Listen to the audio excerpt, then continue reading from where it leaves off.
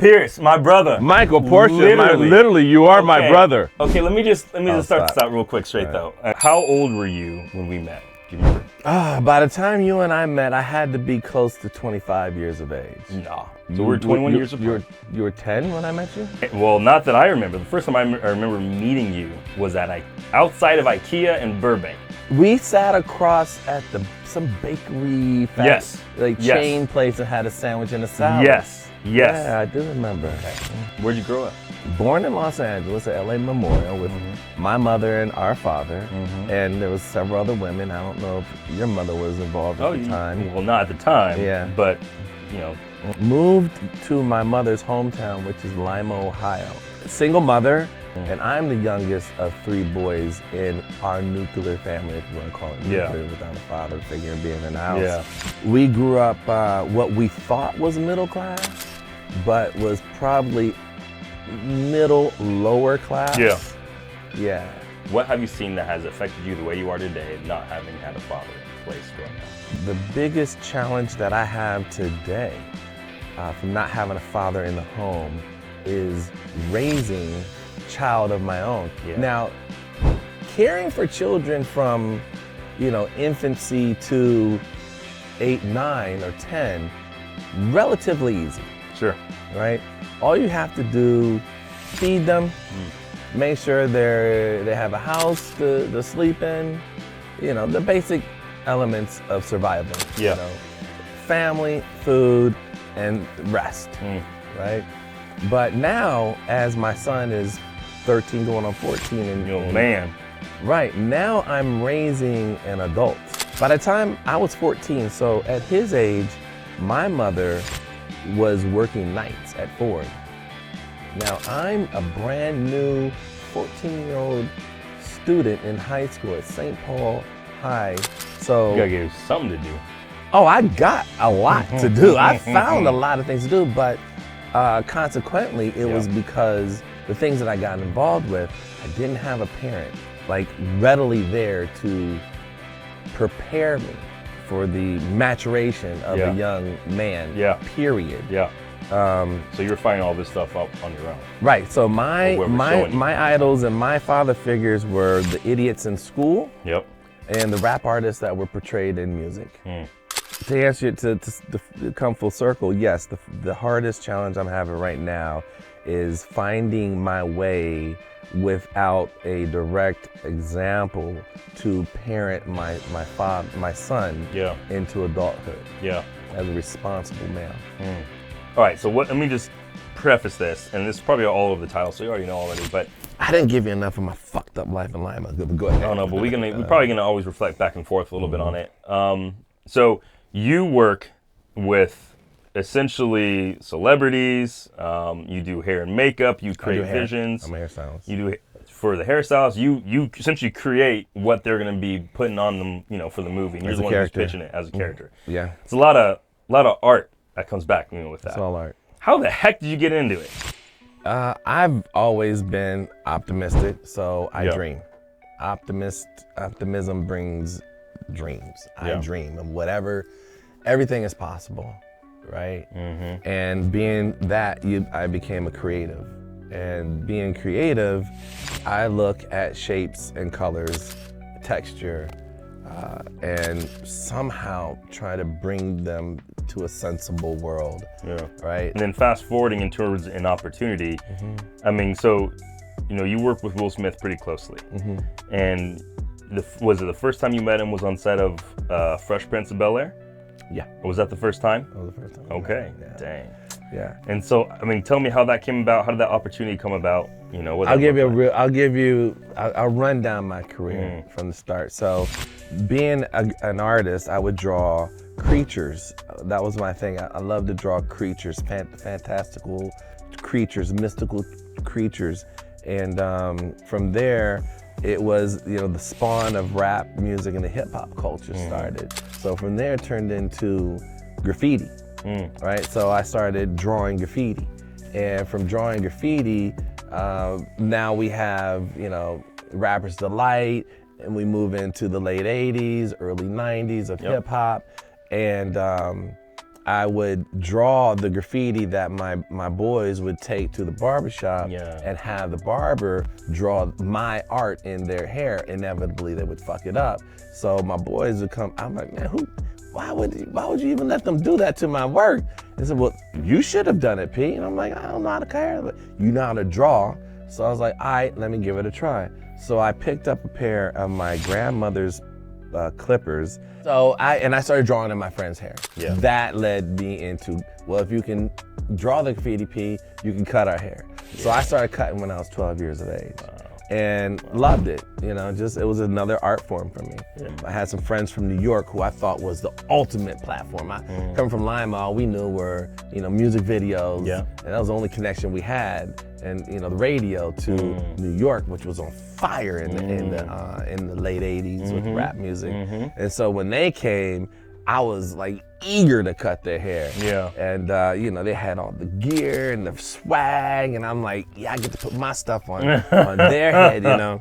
And in school, I always wanted my work to be the example of the next year's work. So. Right, so the teacher would hold up next year and say, this was done by Pierce last year, and this is how it should be done. So that was like my motivation and my intention to put my work in a platform or arena where this is the example. And if I can put my work on New York, then I'm saying, on my New York friends, I'm saying like, this is the example of how it should be done. Yeah. And if I get it done in class, it's the same thing. I was a problem child growing up, always in trouble. Yeah. Daily. Yeah. Daily. I was on the side of the high school doing extracurricular things before school, in school, and then at lunch. And I even tried selling drugs when I was 10th grade. Got caught, kicked out of school. Anyway. Problem child, 12th grade came, I had to repeat my 12th grade year, made a deal with my counselor to graduate the second 12th grade year, and ended up going to college on a program that would assist kids like myself who were challenged in the lower grades to groom us to attend college the year later. Well, I ended up getting kicked out of that school too, but and I say this is the path of how I became to meet Will Smith. Academic probation, and this is pivotal in my life. My counselor was like disgusted. He was like, yo, P, like every other counselor, every other principal, he said, listen, man, you're on academic probation, and if you don't turn it around now, you're gonna be kicked out of school, and I can't help you any longer. Me, cocky, arrogant, man, whatever, dude, you know. He said, Pierce, you have to choose a major. And I was like, I don't know how to choose a major. What is a major? He says, it's easy. So he gave me a book of electives and said, just choose something that you enjoy doing, that you know you can make money at. Yeah. And this time, I had already been cutting hair in the dorms. I enjoyed it. I know I was making money. So I said, well, you know, college isn't for me. I don't need to be in college any longer. Yeah. I need to get my license to cut hair. So at that moment, I made up my mind. I was gonna drop out of school and go to cosmetology school in Minneapolis, Minnesota, which is the School of Cosmetology. And how old are you then? I was 18 at the time. Okay. So I dropped out of college based on that advice. And I wish I knew that man's name, because I repeat this story all the time. And it's the greatest advice. Choose the thing that you enjoy doing. Yeah. And you know you can make money at. Yeah. It's really that simple. Yeah. You don't have to go prove to me. Man. Yeah. You know, to be a doctor, a lawyer, or a professional soccer player, which you stated earlier. Don't prove to me. Prove to yourself. Follow your own life. So I went to the school, the Aveda School of Cosmetology in Minneapolis, Minnesota.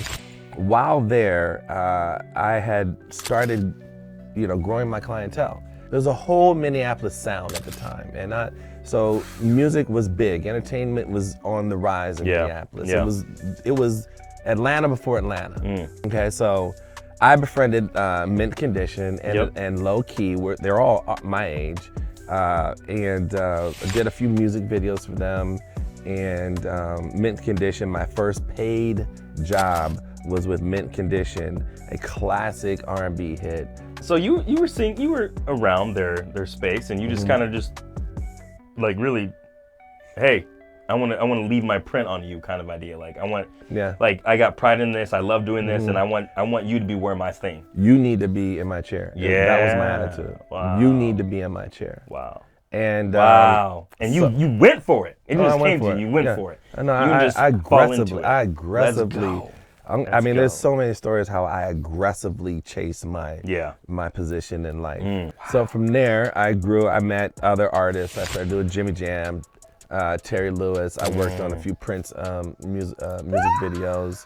And while there's a you did Prince's hair?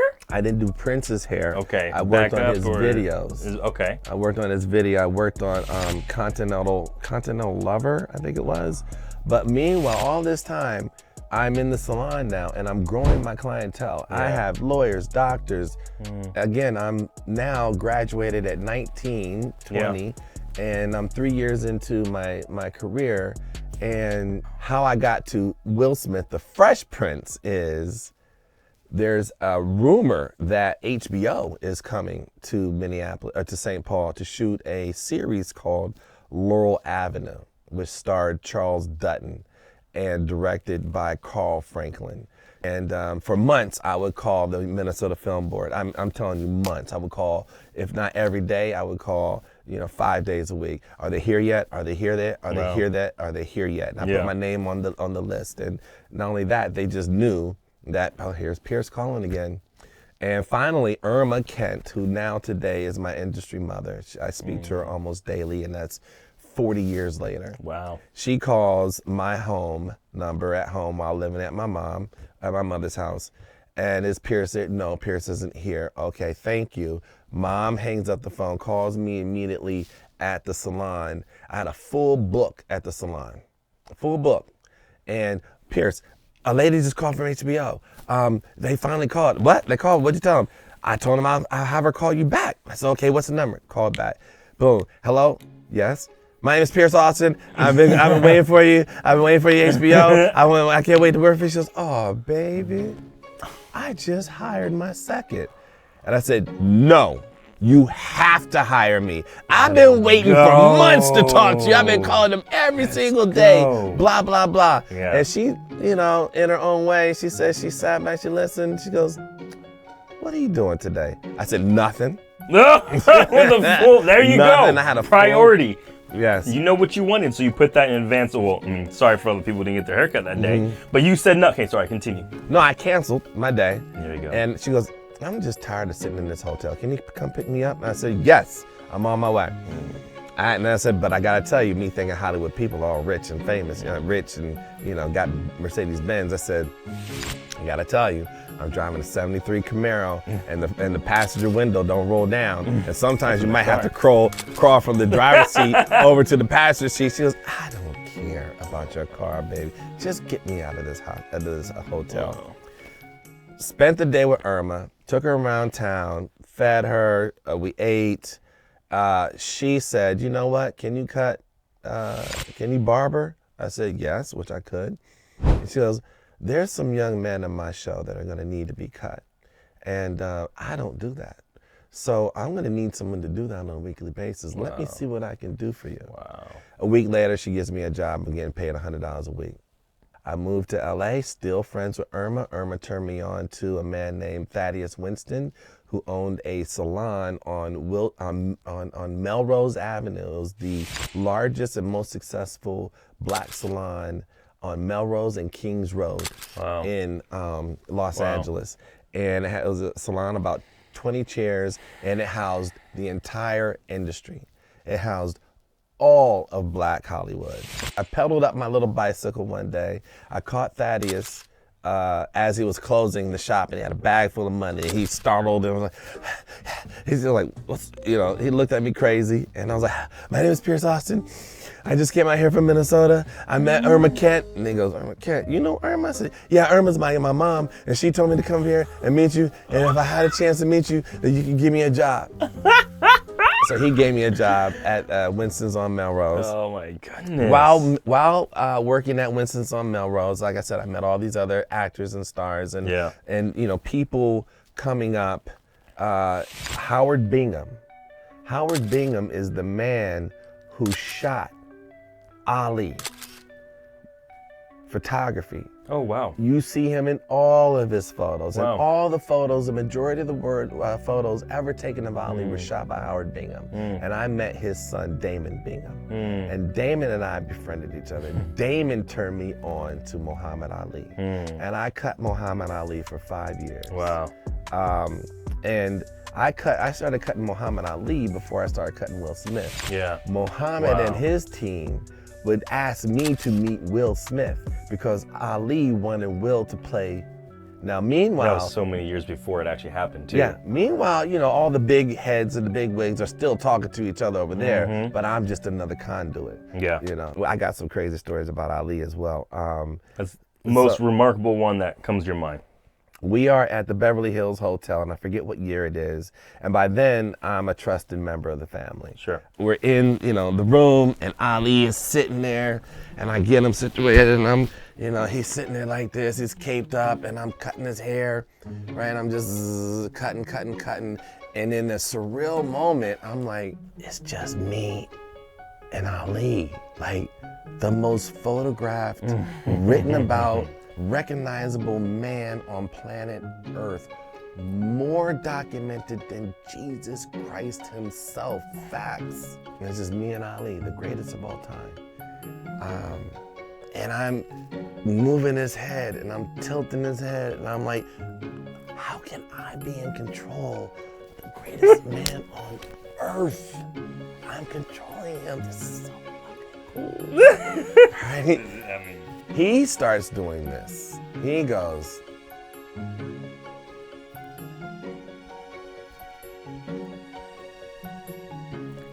Seriously. ah! Boy, if I didn't drop my scissors and like, ah, shit!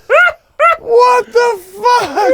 Oh my God! Ali, damn, man, champ, man, you scared the shit out of me, man. What the? And he's cracking up, drooling, because you know he had Parkinson's, right? Yeah. He's drooling and he's laughing and he just can't stop laughing. How old is he at this point? I don't know how old he is because I never knew how old he was. This, I don't know. His 50s or? This had to be in like, I would say the late 90s, early millennium. I can't remember. That's crazy. Yeah. I kind of forgot. I mean, I know you did cut his hair at one point, but I kind of just forgot about it. Probably is overshadowed with the next thing you do, especially just how long you've been working. Sometimes. I forget how great I am. Yeah, hell you! Forget how great I am. Wow. Man, that's like what a career. And so, and then you met Will Smith on the set. So I meet Will Smith, not on the set, a young lady while working at Winston's by the name of Stacey Morris, who was a young lady. Never knew it was a lady. I saw her name all the time in the credits of magazines. Again, we didn't have the internet, so if you wanted to do research, you had to look in magazines.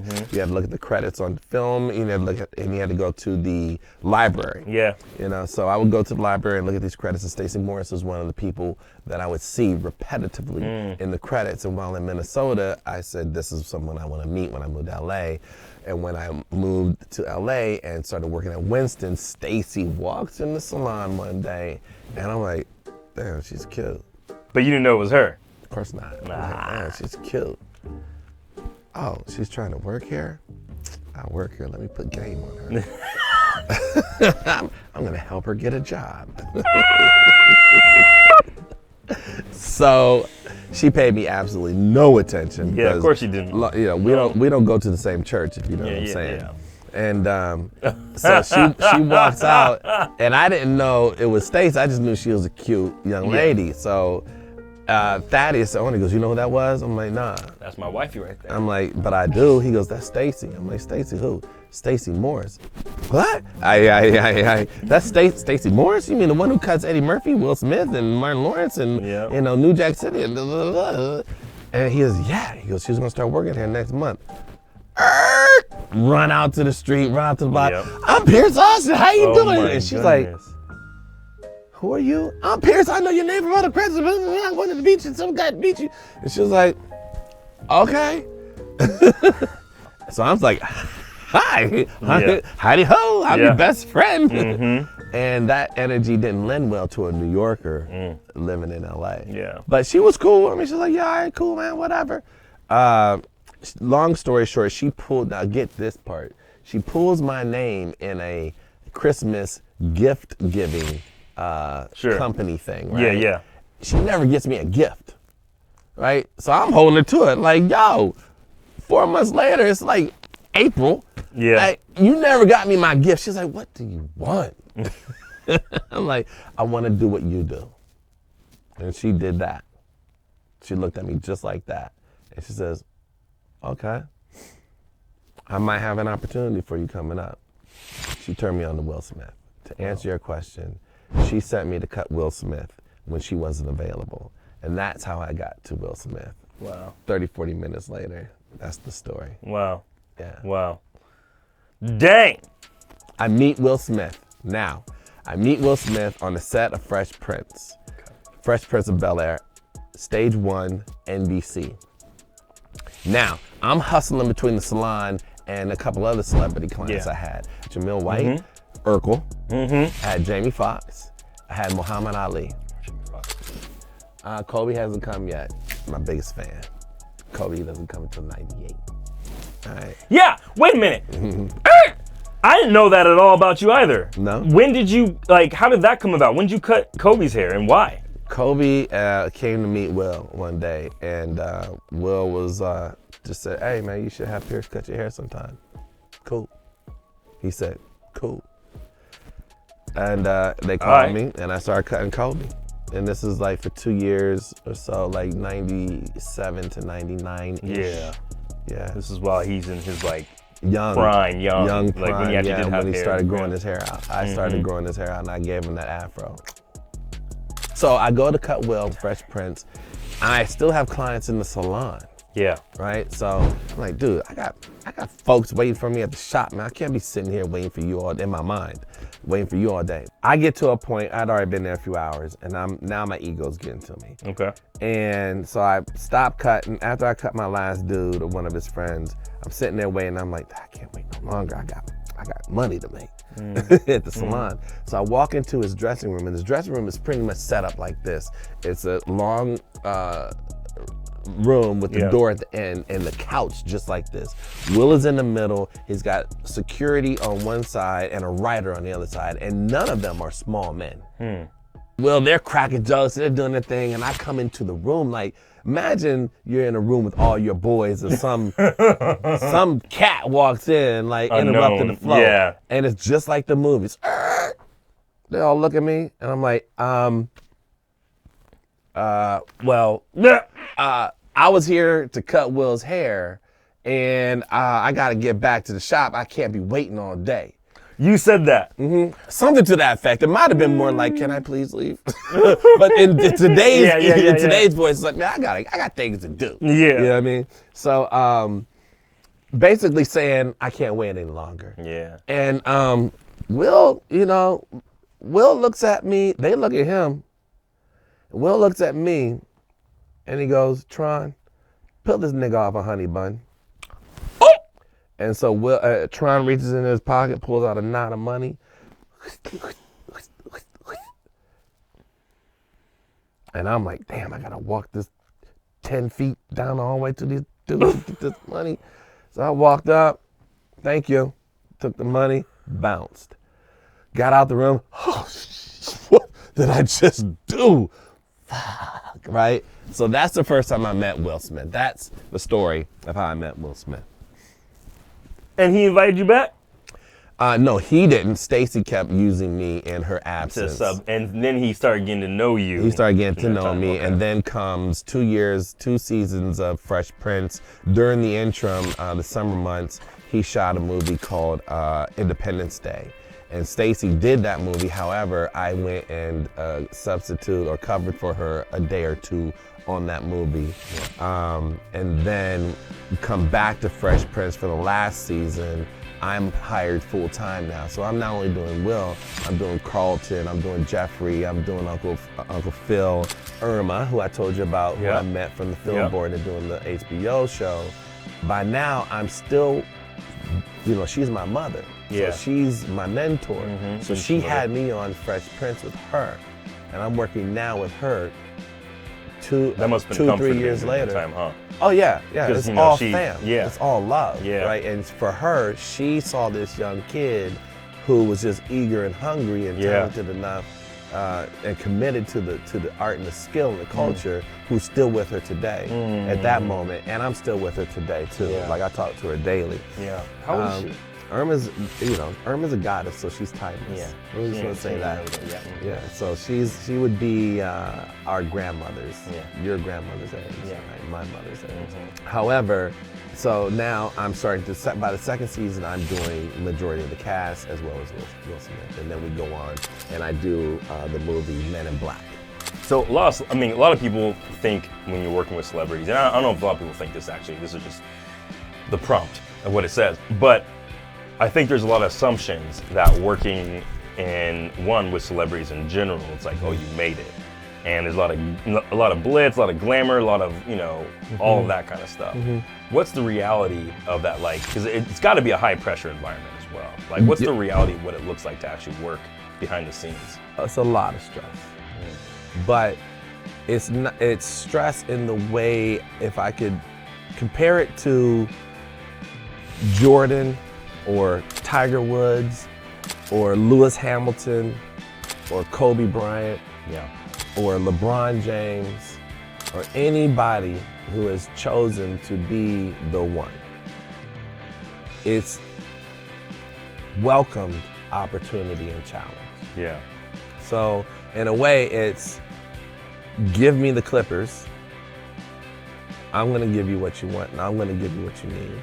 And when we're filming a movie and primarily developing a movie or a character, it's that pressure. It's the prep work is quarter 1 through 3.5, right?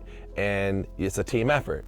I speak with the talent, I speak with the producers, I speak with the director, I speak with makeup artists, costume designers, and I'm having other conversations with you or him or them. And so it's a collective effort at a time. And are you kind of like letting them like, hey, this is what we want it to look like? And in this time, we're sharing ideas. We're passing the ball. We're sharing ideas. We're bringing it in as a team. Yeah. And then when it's time to execute, it's okay, Pierce. It's your position.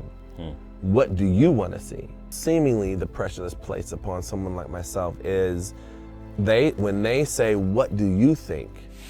You have to have a vision and a voice. To people like that, with people like that, because their vision, their voice has brought this multi-million-dollar project to fruition, along with the help of others, but it's their collective effort as well. So you can't come into a room of leaders without having leadership in you. Right? So even if you don't know, you have to be able to articulate what you don't know in a confident space and confident space of mind. One thing I do want to know is, when did you say like, hey, I want to do a little bit more? And going into the makeup and trailers and building your own Red Rhinos, and how did that come to be? Observation. Always seeing people who had opportunities. You saw another opportunity. Yeah, people who had opportunities and a chance to make it and didn't capitalize. My mother, as a child, we played basketball, and she was our biggest fan, and she would always yell if we stole the ball. She'd say, "You got the ball, now what are you gonna do with it?" Right? So that became a metaphor of life for me. I got the ball, what am I gonna do with it? I got Will, what am I gonna do with it? So that became a mantra, a metaphor for me. Now that I got Will, how do I make Red Rhino? What am I gonna do with it? Because I knew all old heads would tell me, Will's not gonna be here forever, man. Yeah. This is not. You need something of your own. Yeah. And so just looking for opportunity, and finally a grip told me that he had, his equipment, and he had a trailer, and he had a paycheck. And I was like, could I do that? He was like, I don't see why not. So that's when I married the idea of having my own makeup trailer, because of coming from where I come from, top salons, top schools in the nation, always putting myself in the most competitive nature arenas. Yeah. I said, working in the makeup trailers that were provided for us then, crappy piece of shit, and I had been traveling the world now. I'm in world-class, Georges V hotel in Paris, France, and whatever other hotel in London. I'm at, I forget the name of it, but seeing all this first-class, 5-star quality, I'm like, why should I have to leave this quality environment when I'm doing my craft, coming to work and work in a shitty environment, and they're asking me to provide the highest performance I could in a shitty environment. Yeah. It's like us doing, this is a great environment to do this interview, but what if we're on the side of the freeway with a handheld light and a handheld mic? You're not gonna get the same quality, right? So now, and then you started off with, I remember, one trailer. Yeah. That's what you started, you making your mark. And that was how many years ago? That was 2003. So 21 years ago, maybe. Wow. And how many are you at now? 7. 7 trailers. 7 trailers where at any moment in time, there is multiple people, multiple sets who are using and renting out your trailers. Between Marvel, I started, one of my first movies was Iron Man 1. And, with my first trailer. And Jeff Bridges and, what's his name? Tony Stark's. What's his name? Tony Stark. Tony Stark. Robert Downey Jr. It was Jeff Bridges, Robert Downey Jr., and Terrence Howard. So I've done about 10 movies with Marvel. I've done about 4 movies with Quentin Tarantino. I've done several movies for Will Smith. I've done several movies for I've had everybody in my trailers, man. Wow. Galaxy of the Guardians, I had all of them. Thor, all of them. I had Transformers, 2 of their movies. Wow. Currently, I have a TV show called Beef, Crime 101, another one by the code name of Delacorte with Carol Burnett. Hannibal, what's his name? Hannibal Lecter, the real guy. He's been in my trailer. I've had Meryl Streep has been in my trailer. I've had Oprah Winfrey I've had so many people in the space that I built. Wow. Well, last 2 questions. One, let me ask you, what's next for you? Good question. The world is an oyster, and the world has now shrunken into a one community, through the internet. Yep. And accessibility to each other is that close. Yeah. So what's next for me are several things. Personal growth. Yeah. Healing myself. Healing myself and giving myself the grace so I can lend that to my children and I can lead them responsibly. Thinking about global markets, where I can expand to. That's pretty much, what's next for me. Parenting, man, just trying to raise adults, not kids. Yeah.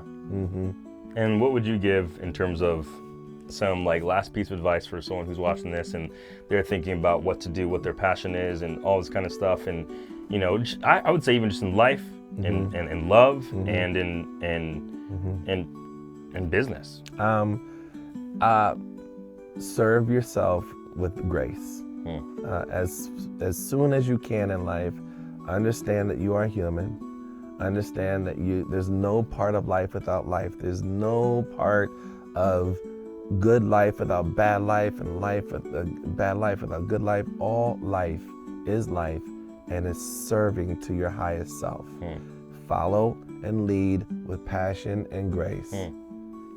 If you could do that through the study of clippers, microphone, photography, firefighter, actor, doctor, lover, or gardener, all these things can bring you the focus and the love and the grace and attention and empathy and awareness of life. Yeah. Nothing matters. None of this shit matters but love. Learn to accept and love yourself.